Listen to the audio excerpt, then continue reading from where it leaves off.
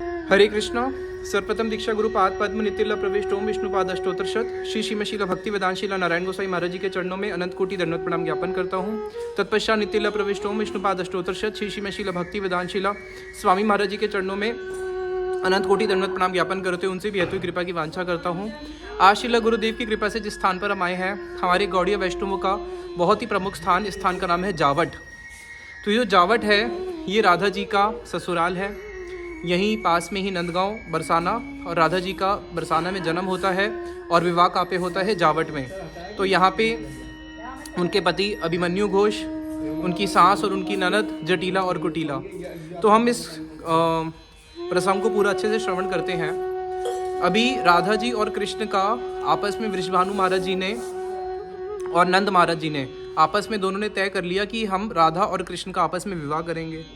तो जैसी ही बात पूर्णमासी जी को पता चलती है तो पूर्णमासी जी चिंता में पड़ जाती है कि अगर राधा और कृष्ण का विवाह हो गया तो परकीय रस कैसे होगा, क्योंकि ब्रज में दो रस है, स्वकीय और परकीय। तो जो ब्रज है, ब्रज का जो आंतरिक प्रकोष्ठ है वहाँ पे परकीय रस है, और बाह्य प्रकोष्ठ जहाँ पे ऐश्वर्य है वहाँ पे है स्वकीय रस।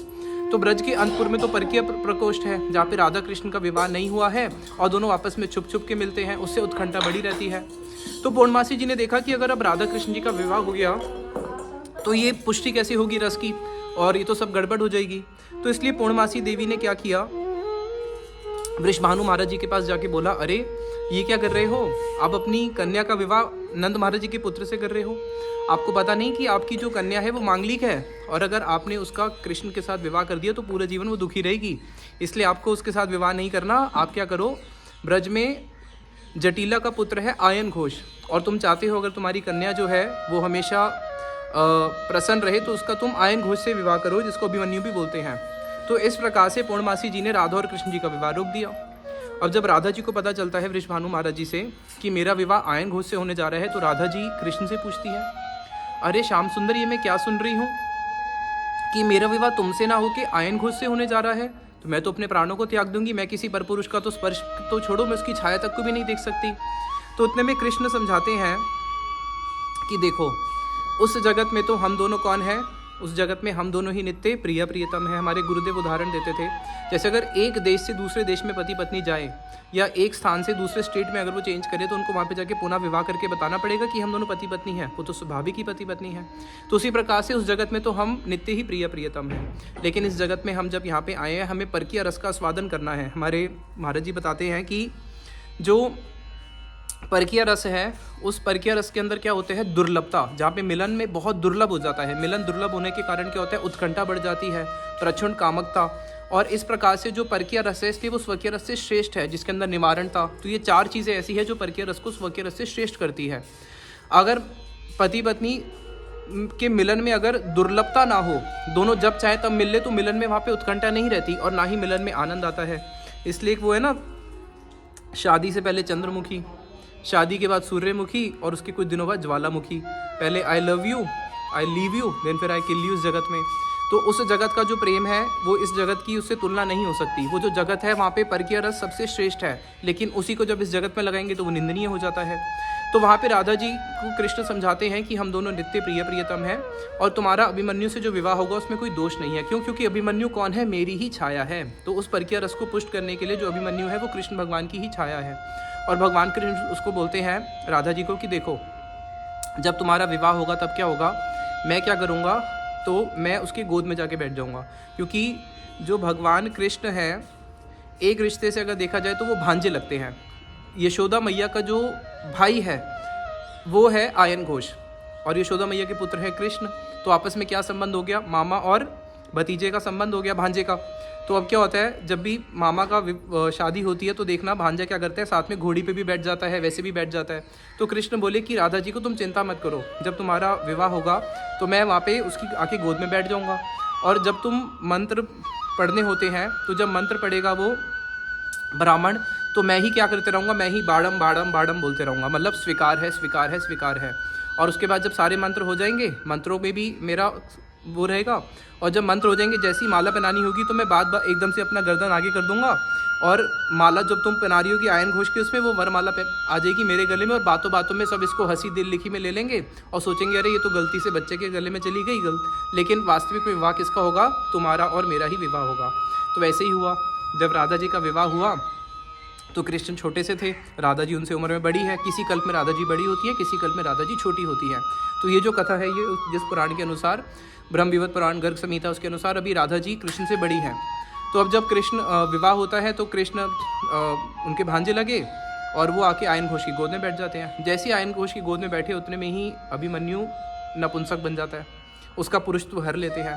तो उसी समय उसका दिमाग चक्कर में आ जाता है कि हुआ क्या है, मुझे उसको समझ में ही नहीं आती और वो बिल्कुल भ्रमित हो जाता है, उसकी दिमाग चक्कर में घूमता रहता है और उसको समझ भी नहीं आती विवाह में हो क्या रहा है। वो चुपचाप मौन बैठा रहता है। कृष्ण ही सारे स्वाहा में मंत्र में बाड़म बाड़म हाँ हाँ बोलते रहते हैं और उतने में जब वो फेरे ले रहे होते हैं तो कृष्ण भी साथ साथ में फेरे में घूम जाते हैं और वरमाला भी कृष्ण के गले में ही पड़ जाती है।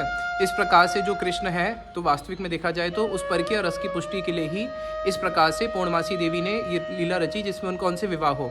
और उसके बाद भगवान कृष्ण राधा जी को बोलते हैं कि देखो, क्योंकि उसका पुरुषत्व हर लिया तो वो क्या करेगा, वो हमेशा कहाँ पे रहा करेगा, जो घोष्ट का जो एक आगे स्थान होता है जहाँ पे गायें और गायें और भैंसों को बांधा जाता है, तो हमेशा वो वहीं पे रहा करेगा और मैं ही तुम्हारे साथ आके यहाँ पे घर पे मेरा हो तुम्हारा ही नित्य मिलन होता रहेगा। तो इस प्रकार से ये जो परकीय रस है, ये ब्रज का सबसे ऊंचा परकीय रस है जिसका भगवान श्री कृष्ण स्वादन करते हैं। और इस परकीय रस में केवल भगवान के जितने भी अन्य अवतार हैं उसमें केवल भगवान कृष्ण ही हैं जो इस परकीय रस का पूर्णतः स्वादन करते हैं। तो यहाँ पे ये जो स्थान है ये गौड़ीय वैष्णवों के लिए बहुत प्रमुख स्थान है, इसलिए इस स्थान पे प्रायः ज़्यादा लोग नहीं आते। इस स्थान पे केवल जो गौड़ीय वैष्णव है वो ही आते हैं। क्यों? क्योंकि वो जानते हैं कि ये हमारा कितना प्रमुख स्थान है, ये तो कृष्ण के लिए भी आराध्य है, कृष्ण भी यहाँ पे आके आराधना करते हैं, ऐसा ये स्थान। यहाँ पे एक बड़ा ही सुंदर चित्र बना हुआ है जिसमें भगवान कृष्ण ने काली का रूप धारण किया हुआ है और राधा जी साथ में खड़ी हैं। तो एक बार क्या हुआ था कि जब यहाँ पे राधा कृष्ण का मिलन हो रहा था उतने में ही जटिला कुटीला आ गई। अब जटिला कुटीला आ गई तो राधा जी बोली अब हम क्या करें? कृष्ण बोले कोई भय नहीं है, तुम अपने हाथ में बस चंदन फूल आदि लेके बैठ जाओ मेरे चरणों पे। और एकदम कृष्ण ने क्या किया, साड़ी पहन के बिल्कुल काली का रूप धारण कर लिया। और काली कौन है? काली जो है इनकी इष्ट देवी है अभिमन्यु की, जटिला कुटीला की। तो जैसे ही जाके देखा तो अंदर आके देखा है तो कौन है? कृष्ण नहीं है, क्योंकि उन्होंने सुना था कि पीछे से कृष्ण आके तेरी पुत्र वधू से मिल रहे हैं। तो एकदम वो भागी भागी आ गई। जब पीछे आके देखा तो यहाँ पे काली है और राधा जी उनकी भक्ति कर रही है, उनकी पूजा कर रही है। तो वो भी उनके चरणों में प्रणाम करती हैं और काली बोलती है वर मांगो, तो वर मांगती है कि हमारी जो पुत्र वधू है उसकी अचला भक्ति आपके ही चरणों में बनी रहे। और वो काली कौन थी? कृष्ण ही काली बने हुए थे। एक बारी ऐसे ही और हुआ, गुरुदेव बताते थे कि एक दिन राधा और कृष्ण जब यहाँ पे मिल रहे थे तो दोनों आपस में एक दूसरे का आलिंगन और चुंबन भी कर रहे थे। अब उतने में ही जैसे जटिला कुटीला आई तो देखा कि हमेशा तो कोई ना कोई बहाना बना देते थे, लेकिन अब कृष्ण क्या बहाना बनाएंगे, अब तो रंगे हाथों पकड़े गए। तो कृष्ण कैसे हैं? रसिक शिरोमणि है और बहुत चतुर है। तो उतने में ही कृष्ण बोले मैंने कहा खाया माखन, देख मेरा मुंह खोल ले, मेरा मुंह जितना मर्जी सूंघ ले, बार बार सूंघने से क्या होगा? जब मैं बोल रहा हूँ मैंने माखन नहीं खाया तो नहीं खाया, मेरे मुंह में सूंघने से देखो माखन की सुगंध आ जाएगी क्या? और सखियाँ भी खड़ी होती है, वो बोलती है नहीं नहीं तूने माखन खाया है, आज हम तेरे को नहीं जाने देंगे, आज तो हम तेरे को पक्का दंड दिलवाएंगे। तो एकदम से उन्होंने बात को पूरा बदल दिया। अब जैसे जटिला कुटीला आती है वो समझ जाती है कि ये तो क्या कर रही है कि कृष्ण को पकड़ रही है कि तूने माखन खाया है, और मुंह में सखियाँ सूंघ रही है कि उन्होंने माखन खाया है या नहीं खाया। इस प्रकार से कृष्ण भगवान की एक नहीं अनंत अनंत लीला। तो यहाँ पे बहुत सारी भगवान श्री कृष्ण की मधुर मधुर लीलाएं हुई हैं। एक हमारे गुरुवर्ग हुए हैं शीला विश्वनाथ चक्रवर्ती ठाकुर पाद, जो कि शीला रूप गोस्वामी जी के बाद आए थे। और रूप गोस्वामी जी के ग्रंथों को उन्होंने, और ताकि हम लोग समझ पाएँ तो रूप गोस्वामी जी का ही उनको उन्हीं का ही उनको अवतार माना जाता है। तो विश्वनाथ चक्रवर्ती ठाकुर जी ने भागवतम की बड़ी सुंदर टीका भी लिखी है। तो इन्होंने ही एक ग्रंथ लिखा है चमत्कार चंद्रिका। उस चमत्कार चंद्रिका के अंदर इन्होंने 4 चमत्कृत लीला लिखी हैं इसी स्थान से संबंधित। तो 4 तो नहीं, कुछ एक आध लीला को हम उसमें से श्रवण करेंगे समय अनुसार क्योंकि समय का अभाव है। शीला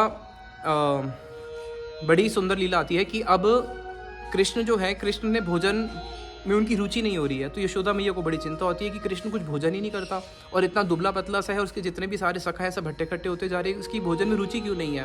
पूर्णमासी देवी जी से जाके पूछा कि अरे हमारा लाला भोजन क्यों नहीं करता, कुछ तो उपाय बताओ। तो पूर्णमासी जी बोली कि देखो ब्रज में एक निधि है, वो कौन है? वृषभानु नंदिनी। और उसको दुर्वासा जी के उससे एक वरदान मिला है अमृत हस्ता, कि जो भी उसके हाथ का द्रव्य खाएगा वो अमृत होगा और वो चिरंजीवी रहेगा, उसको कभी भी कोई रोग शोक कुछ भी उसको सताएगा नहीं। तो तुम राधा जी को रोज़ अपने यहाँ पे बुलाया करो और राधा जी से भोजन पकवाया करो। तो बोला कि लेकिन राधा जी को जटिला और कुटिला आने क्यों देंगी? चलो तुम भी प्रयास करो। पूर्णमासी जी बोलती है मैं भी प्रयास करती हूँ। तो किसी प्रकार से जटिला कुटिला को लालच दिया जाता है कि अगर तुम इसको रोज़ नंद रानी के यहाँ पे भेजोगे कृष्ण का भोजन प्रसाद बनाने के लिए, तो तुम्हें ये यशोदा मैया क्या करेगी, तुम्हें बहुत सारे वस्त्र अलंकार और बहुत सारा भेंट मिलेगी। तो भेंट के लालच से वो भेज देती है। और उतने में पूर्णमासी देवी भी उनको डरा देती है कि देखो नंद रानी है वो पूरे ब्रज की महारानी है, और अगर तुम चाहती हो कि तुम्हारा जो पति है और तुम्हारा जो घर है, तुम्हारे जितने भी घर में जो तुम्हारी जो धन संपत्ति है वो दिन बर दिन वृद्धि होती रहे, तो इसलिए नंद रानी की आज्ञा को मानना। और अगर तुम नंद रानी की आज्ञा को नहीं मानोगी तो तुम्हारा जो पुत्र है अभिमन्यु, उसकी भी आयु क्षीण हो जाएगी, तुम्हारी जितनी गैयाँ भैंसें हैं वो भी सब धीरे धीरे करके सब खत्म हो जाएगी। तो इस डर से और इस लालच से साथ में कि रोज़ यशोदा मैया क्या करती हैं, वस्त्र अलंकार और बहुत हीरे मोती जवाहरात आदि भेजती हैं, तो वो राधा जी को जाने देती हैं। अब राधा जी यहीं से रोज़ जाती हैं नंदगांव। यहाँ से नंदगांव बहुत आज भी पास ही है, 5-6 किलोमीटर है, 4-5 किलोमीटर। और वहाँ पे जाके कृष्ण के लिए बड़ा सुंदर सुंदर भोजन पकवान बनाती है। अब एक दिन क्या हुआ, जटिला और कुटिला ने आपस में बैठ के, जटिला मतलब जो बड़ी जटिल है ना, कुटिला यानी कि जो बड़ी कुटिल है, बोलते हैं ना कुटी नाटी, कुटिल है जो।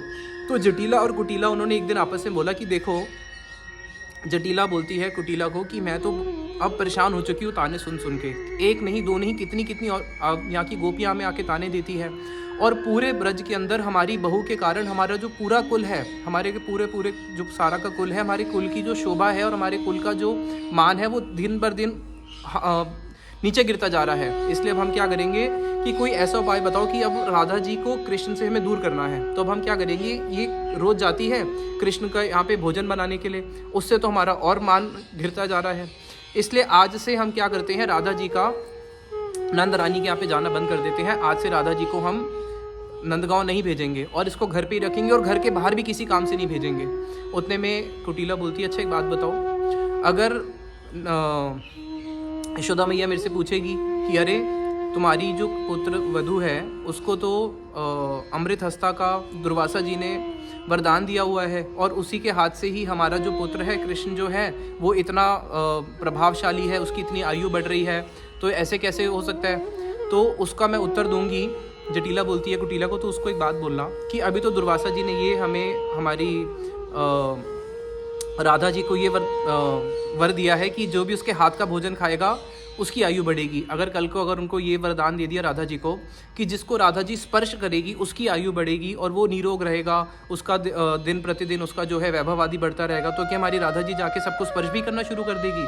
हम जो है एक बहुत ऊंचे कुल की है, हम अपनी कुल वधुओं को इस प्रकार से ऐसे दूसरों के घर में नहीं छोड़ सकती, इसलिए आज से राधा जी को हम नहीं जाने देंगे। और राधा जी को जब ये पता चलता है तो राधा जी को तो उसी समय कृष्ण के वीर्य का ज्वर सताने लगता है। और जितनी भी जो राधा जी की सखियां हैं वो भी देखती है कि आज तो कोई उपाय ही नहीं हो सकता। अब उतने में जो कृष्ण होते हैं, कृष्ण को जब भगवान कृष्ण को जब ये पता चलता है तो उनका तो भोजन में रुचि ही पूरी खत्म हो जाती है, भोजन आदि भी छोड़ देते हैं। अब यहाँ पे यशोदा मैया भी बहुत दुखी हैं कि अब राधा जी को जटिला कुटिला नहीं आने देंगी, चाहे कुछ भी हो जाए। आज उसने पूरा का पूरा प्रण कर लिया कि राधा जी को अब नहीं जाने दूंगी। उतने में क्या कुटिला बोलती है कि देखो, अगर ज़्यादा ऐसी ही बात है कि कृष्ण को इसके हाथ का ही भोजन कराना है तो हम ये भी तो कर सकते हैं कि हम यहीं से ही भोजन बना के रोज़ भेज दिया करेंगे। तो उतने में यशोदा मैया धनिष्ठा को यहाँ भेजती है। धनिष्ठा यहाँ पे जब आती है और आके जब देखती है कि अब राधा जी कम से कम कृष्ण के लिए कुछ भोजन ही बना दे तो मैं भोजन जाके कृष्ण को दे दूँ, क्योंकि कृष्ण की तो भोजन में रुचि ही चली गई है। तो जब यहाँ पे धनिष्ठा आती है तो देखती है कि राधा जी कृष्ण के वीरे में उनकी ऐसी दशा हो चुकी है कि सारी सखियाँ जो है वो राधा जी को चंदन का लेप लगा रही हैं। क्यों? क्योंकि राधा जी के शरीर से मानो एक अग्नि प्रज्वलित हो रही है। वो अग्नि किसकी है? कृष्ण वीरे की अग्नि है। और जैसे ही राधा जी के शरीर पे वो चंदन लगता है, वो चंदन लगने के साथ साथ ही बिल्कुल चंदन भी बिल्कुल भस्म के समान जो है पूरा सूख जाता है। और उतने में राधा जी की जो सखियां हैं उनको हाथ में चामर लेके उनको चामर डुला रही हैं और राधा जी बिल्कुल मूर्छित अवस्था में है। जब धनिष्ठा आती है तो धनिष्ठा देखती है कि अरे अब राधा जी तो ऐसी अवस्था में मूर्छित पड़ी हैं, ये कृष्ण के लिए भोजन कैसे बनाएंगी। तो उतने में ही धनिष्ठा जो है राधा जी के कान में जाके बोलती है, अरे राधे देखो सामने कृष्ण खड़े हैं। तो राधा जी जैसे ही ये सुनती है कि सामने कृष्ण खड़े हैं तो राधा जी की मूर्छा भंग हो जाती है और राधा जी एकदम से अपनी सखियों को बोलती है, चूल्हा जलाओ, मुझे कृष्ण के लिए भोजन पकवान बनाना है। बड़े सुंदर एक मोदक के लड्डू होते हैं जो राधा जी बनाती हैं, कृष्ण बहुत प्रीतिपूर्वक खाते हैं। तो बोली कि हम मोदक के लड्डू बनाएंगे और जितना रोज बनाते हैं आज उससे 4 गुना ज़्यादा बनाएंगे। क्यों? क्योंकि कृष्ण ने कई दिन से भोजन भी नहीं किया है। तो उतने में राधा जी क्या करती हैं, मोदक के लड्डू बनाने के लिए उनको सारी सखियों से चूल्हा आदि जो भी सामग्री है उसकी सारी व्यवस्था बनाती है। अब उतने में क्या होता है कि जो सारी सखियां हैं धनिष्ठा से पूछती है, क्या हम विद्युत युक्त मेघ के पुनः दर्शन कर पाएंगे? क्या वो मेघ पुनः हमारे ऊपर वर्षा करेगा? विद्युत कौन है यहाँ पे? श्रीमती राधा रानी। और मेघ स्वरूप कौन है? कृष्ण। कब उन दोनों का दोबारा मिलन होगा और कब कृष्ण की प्रेम वर्षा हमारे ऊपर होगी? क्यों? क्योंकि उनकी वर्षा के अभाव के अंदर हम जो सारी सखियां हैं, सखियों का जो आनंद रूपी फसल है वो भी सूख चुका है। और अब उतने में क्या होता है कि जब राधा जी इतना पकवान बनाती है, अब यहाँ पे बड़ा ही सुंदर शीला विश्वनाथ ठाकुर जी बताते हैं कि कहाँ तो अभी चंदन जो है वो भी अग्नि के समान राधा जी के उस वीरे में स्पर्श होने के साथ साथ वो भस्म के समान सूख रहा था। लेकिन अब राधा जी जब कृष्ण के लिए भोजन बना रही है तो भोजन बनाने में क्या हो रहा है, जो अग्नि है उस अग्नि के सामने भी राधा जी को खड़े होकर शीतलता मिल रही है। तो ये राधा जी का ऐसा प्रेम है। अब उतने में धनिष्ठा राधा जी के हाथ के द्वारा बनाए हुए मोदक के लड्डू लेके कृष्ण के पास जाएंगी और उतने में वो ललिता और विशाखा और राधा जी के कान में कुछ मंत्र फूंक जाती हैं कि किस प्रकार से अब तुम्हारा कृष्ण से मिलन हो सकता है। अब जैसी धनिष्ठा चली जाती है उतने में ही क्या होता है, राधा जी एक नाटक रचती हैं। वो इस प्रकार का अभिनय करती हैं कि उनको सर्प ने डस लिया और विशाखा भागी भागी जाती हैं और जटिला को बोलती है, अरे जटिला, राधा जी को तो सर्प ने डस लिया है। यहीं पास में एक बद्री वृक्ष था और उस वृक्ष के वहाँ पे एक कुछ मणि पड़ी थी, राधा जी को लगा वो मणि है, लेकिन वो मणि नहीं, वो तो सर्प का सर के ऊपर वाली मणि थी। राधा ने जैसे उसको स्पर्श किया तो अलक्षित रूप से वो सर्प डस के भाग गया है और राधा जी के शरीर में जो है धीरे धीरे अब जहर फैलता जा रहा है। और जैसे ही जटिला आके राधा जी को देखती है वो अपनी छाती पीटना शुरू कर देती है, हाय हाय ये क्या हो गया। और राधा जी बिल्कुल विष के कारण, कौन सा विष, कौन सा सर्प, कृष्ण रूपी वीरे अग्नि का जो सर्प है वो कृष्ण राधा जी को डस चुका है और राधा जी भी उससे बिल्कुल ज्वरित होने लग जाती है। तो उतने में फिर वो बोलती है कि मैं अभी जाती हूँ, किसी तांत्रिक मंत्रिक को लेके आती हूँ जो कि ओझा जानता है मंत्र को अपने उससे निकाल सकता है, विष का सर्प जो है अपने मंत्रों के प्रभाव से निकाल सकता है। तो राधा जी बोलती है, नहीं, अगर आपने किसी भी मंत्र वाले को या किसी भी ओझा झाड़क वाले को बुलाया तो मैं अभी के अभी प्रण लेती हूँ, यहीं पे अपने प्राणों को त्याग दूंगी। मैं किसी पर पुरुष का दर्शन भी नहीं करती, उसकी छाया से भी मैं दूर रहती हूँ। मैं एक साध्वी स्त्री हूँ, मैं कैसे किसी मंत्र या औषधि वाले को स्पर्श अपना करने दूंगी देखा। तो उतने में जटिला बोलती है, नहीं नहीं, जब इस प्रकार की ऐसी समय के अंदर तो ये विचार नहीं होता है। जब ऐसा समय आता है ऐसे काल के अंदर जहाँ पे अपने प्राणों की आ जाए तो वहाँ पे इन चीज़ों को कोई विचार नहीं होता है। ये कुलवधू स्त्रियाँ भी कहती है, शास्त्र भी बोलते हैं। उतने में ही पास में एक पड़ोसन गोपी होती है, बोलती है, अरे तुम किसी मंत्र वाले के पास जाओगे, क्या वो मंत्र पड़ेगा, क्या वो ओझा झाड़ेगा, तुम कृष्ण को क्यों नहीं बुलाती? कृष्ण ने तो इतने बड़े कालिया को ऐसे ही नथ दिया और कालिया का जो विष था उस विष से क्या हुआ था, कृष्ण के सारे जो सखा थे और जो गैया थी उस जल के पीने मात्र से सारे के सारे सखा उनके प्राण चले गए थे और गैयाओं के बछड़ों के प्राण चले गए थे। कृष्ण की केवल दृष्टि मात्र से वो सब पुनः जीवित हो गए थे। तो अगर कृष्ण यहाँ पे आएंगे तो उनको तो ऐसा विष निकालना आता है कि उनकी दृष्टि मात्र से ही राधा जी का जो विष है दूर हो जाएगा और तुम्हारी पुत्र वधू वापस ठीक हो जाएंगी। तो राधा जी बोलती है, अरे इस विषानल से ज़्यादा तो मेरे को ज़्यादा ये जो मेरे को जो मैं एक कुलवती स्त्री हूँ, जितना मेरे ऊपर इन्होंने वो लगाया है, बार बार राधा जी के ऊपर वो लगाते हैं ना, उल्टा नाम लगाते हैं कि तू कृष्ण कलंकनी है ये वो। तो राधा जी बोलती है कि नहीं नहीं, अगर कृष्ण आएंगे तो बिल्कुल भी नहीं, जिसके कारण मैं इतना सब कुछ भोग रही हूँ। अब तुम दोबारा कृष्ण को बुलाना चाहते हो? नहीं, कृष्ण को यहाँ पे नहीं बुलाना। अब उतने में ही क्या होता है, जो विशाखा होती है, विशाखा बोलती है, हम एक काम करते हैं, हम पूर्णमासी देवी के पास चलते हैं। क्यों? क्योंकि पूर्णमासी देवी जो है वो ब्रज में मूल देवी है और जब भी कोई विपत्ति आती है सब पूर्णमासी देवी के पास जाती है और वो सारी विपत्तियों का हल जानती है। तो हम पूर्णमासी देवी के पास चलते हैं। अब जैसे ही पूर्णमासी देवी के पास पहुँचते हैं तो पूर्णमासी देवी को बताते हैं कि ऐसे ऐसे राधा जी को सर्प ने डस लिया है और उसका विष जो है धीरे धीरे फैलता जा रहा है। अभी तो हम बांध के आए हैं, कहीं वो सर तक ना फैल जाए, सर तक फैल गया तब तो कोई बचना भी मुश्किल है। तो उतने में पूर्णमासी देवी कहती है कि देखो, गर्गाचार्य जी की जो कन्या है गार्गी, वो मेरे पास ही है आश्रम में, उससे पूछते हैं, गार्गी तुझे कोई मंत्र पढ़ने आते हैं क्या? तू तो गर्गाचार्य जी की उनकी कन्या है, तो को तो कोई ना कोई मंत्र आते होंगे। गार्गी बोलती है देखो मुझे तो मंत्र नहीं आते, लेकिन मेरी बहन है जो काशीपुर में रहती है, काशीपुर यानी कि काशी विश्वनाथ, काशीपुर में रहती है, उसका नाम है विद्यावती। उसको अच्छे से मंत्र पढ़ने आते हैं और वो बड़े से बड़े सर्प का जो विष है वो अपने मंत्रों के प्रभाव से निकाल सकती है। और सौभाग्य की बात यह है कि अभी वो मथुरा में ही आई हुई है, तो देर किस बात की, चलो उसी को लेके चलते हैं। तो जटिला गार्गी के साथ भागती है और विद्यावती के घर पे जाके और उसके पास जाके प्रार्थना करती है और बोलती है कि आप कृपा करके चलो और मेरी पुत्र वधू को ठीक करो और उसको मंत्रों से जो सर्प ने काट दिया है उसके विष को बाहर निकालो। तो विद्यावती बोलती है अरे जटिला, तुम गोप स्त्रियां हो, हम ब्राह्मण स्त्रियां हैं, और हम जो ब्राह्मण स्त्रियां हैं हम इस कुल की और श्वास कुल की, श्वसुर कुल की, दोनों की तरफ हमारा जो कुल है वो बहुत ऊंचा है और पूरे जगत के अंदर हमारा जो मान सम्मान है वो बहुत ऊंचा है। सब जानते हैं कि हम ऐसे किसी भी गोप स्त्रियों के घर पे नहीं जाती। तो बोला, उसने में उसको बड़ा गुस्सा आ जाता है। जटिला बोलती तू कैसी बातें करती है, देखो शास्त्र नहीं पता क्या, अगर किसी के प्राण जा रहे हो तब भी तुम ऐसी बात करती हो कि हम किसी और के घर नहीं जाते। तो उतने में जैसे ही वो उसके ऊपर गुस्सा करके बोलती है, तेको पता है कि तू ये जो वृषभानु महाराज जी हैं, ये इतने बड़े विष्णु भक्त हैं, सारे ब्रजवासी कितने बड़े विष्णु भक्त हैं, तो ब्राह्मण लोग क्या विष्णु भक्त के घर नहीं जा सकते? तेको तो कुछ पता ही नहीं है, तू तो कहाँ पे रहती है, काशीपुर में, और काशीपुर में रहते रहते तेरा हृदय भी कठोर हो चुका है, तुझे क्या पता विष्णु भक्तों की क्या महिमा होती है।